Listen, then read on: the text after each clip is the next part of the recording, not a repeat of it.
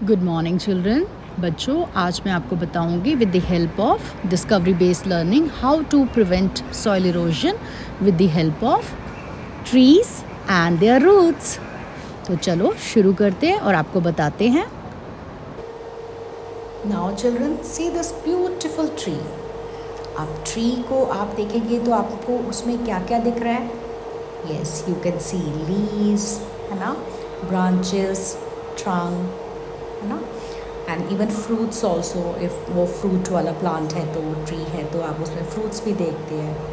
But ये तो हमें ऊपर से दिखता है, बट आपको पता है कि ज़मीन के नीचे भी इसका एक पार्ट होता है। वो पूजा मैम अभी आपको दिखाते हैं। और इस पार्ट को हम क्या बोलते हैं? रूट्स। ये तो है एक ट्री और उसके नीचे ऐसी रूट्स होती हैं। ठीक है, अब आप देखेंगे इन रूट्स को ये कहाँ तक जा रही हैं। देखिए, पहले आप ऊपर से, फिर वो नीचे ज़मीन के अंदर भी जा रही हैं और इसने सॉइल को इरोजन होने से बचाया है। और ये हमने कहाँ पर ये वीडियो बनाया था? जिब्बी, हिमाचल प्रदेश में। ठीक है बेटू, अब ये तो मुझे बाय चांस मुझे इनकी रूट्स बाहर दिखी। क्यों? क्योंकि इस ब्यूटीफुल ट्री के पास से कुछ सॉइल इरोजन हुआ। ठीक है, बट सॉइल इरोजन मतलब मिट्टी का बहना। बट फिर भी ये ट्री नहीं गिरा। क्यों नहीं गिरा बेटू? क्योंकि जो भी ट्री होते हैं वो आपकी जड़ें उनकी इतनी मजबूत होती है उस ट्री की, जिनको रूट्स को हम जड़ कहते हैं। ठीक है, और वो मिट्टी को बांध कर रखती हैं। ठीक है, उसकी वजह से जो ट्री है वो नहीं गिर पाता।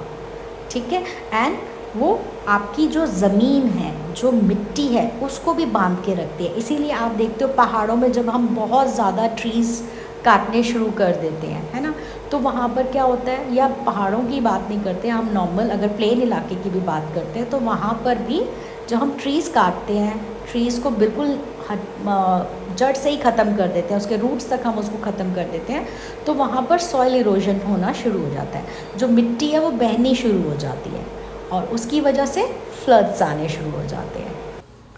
बेटू, एक तो हमने कारण पढ़ा कि जो डिफॉरेस्टेशन के कारण या पेड़ों के कटने के कारण फ्लड्स आते हैं, है ना।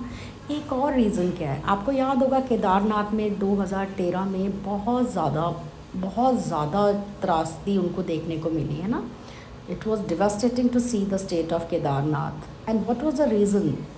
The reason was obviously there was a cloud burst and lake over flooded होना तो एक कारण है, बट उसके साथ साथ जो एक मेन कारण है वो है पेड़ों का भी ज़्यादा कटना, पहाड़ों को में भी ज़्यादा कटाव करना, तो कमर्शलाइजेशन के कारण होटल्स का बनना, है ना। तो इतना कुछ जब हम अपने नेचुरल जो हमारे हैबिटेट्स हैं उनके साथ अगर हम ऐसा खेल खेलेंगे तो कहीं ना कहीं हमें उसका भुगतान तो करना ही पड़ेगा। एंड वही हमें दिखा केदारनाथ में भी। एंड कई बार हम लैंडस्लाइड्स देखते हैं, वो भी यही कारण है लैंडस्लाइड्स का होना भी, कि पेड़ों को इतना काट दिया जाता है कि वो सॉइल इरोशन होने के कारण वो बिल्कुल मिट्टी को होल्डिंग कैपेसिटी उनकी कम हो जाती है। ठीक है, और वो लैंडस्लाइड का एक रूप ले लेती है। बट आप जो ये वीडियो देख रहे हैं ये है दिल्ली का। अब दिल्ली में भी कमर्शलाइजेशन बहुत है। जब हम छोटे थे तो वहाँ पर कोई इतना फ्लैट सिस्टम नहीं था, कोठियाँ होती थी, लोगों के घर होते थे, आजकल फ्लैट्स बन गए हैं। तो same with Faridabad, this is Faridabad's video. And आप इसमें देख सकते हैं कैसे ये बच्चे एक कार में हैं एंड कितनी मुश्किल से उनको वहाँ से निकाला जा रहा है। And what was the reason for the both places? Delhi और फरीदाबाद का ये होने का कारण क्या है? ठीक है जी, पेड़ तो कटे ही हैं बट ड्रेनेज सिस्टम भी ठीक नहीं है। The foremost reason in Delhi to have these kind of situation because of poor drainage system। जब हम फैसिलिटीज़ ही नहीं अपने लोगों को देंगे गुड ड्रेनेज सिस्टम की, तो हमें यही भुगतना पड़ेगा। पेड़ तो लगाने पड़ेंगे ही, बट ये मुद्दा भी एक बहुत इम्पॉर्टेंट है जो हमें लेके आना पड़ेगा। एंड अगर हम डिफॉरेस्टेशन से बोलते हैं फ्लड्स आते हैं, तो उसके कारण सूखा भी पड़ता है, ड्रॉट भी होता ही है। तो उससे भी बचा तभी जा सकेगा अगर हम प्लांटेशन स्टार्ट करेंगे, ट्रीज़ प्लांट करेंगे, और ये बहुत ज़रूरी है, तभी हम अपनी धरती को बचा पाएंगे। तो बच्चों आप लोग भी प्रॉमिस करें कि आप लोग भी कभी ट्रीज़ को कट नहीं करेंगे, किसी प्लांट को कट नहीं करेंगे और अपनी धरती को बहुत सुंदर बनाएंगे प्लांट्स लगा के।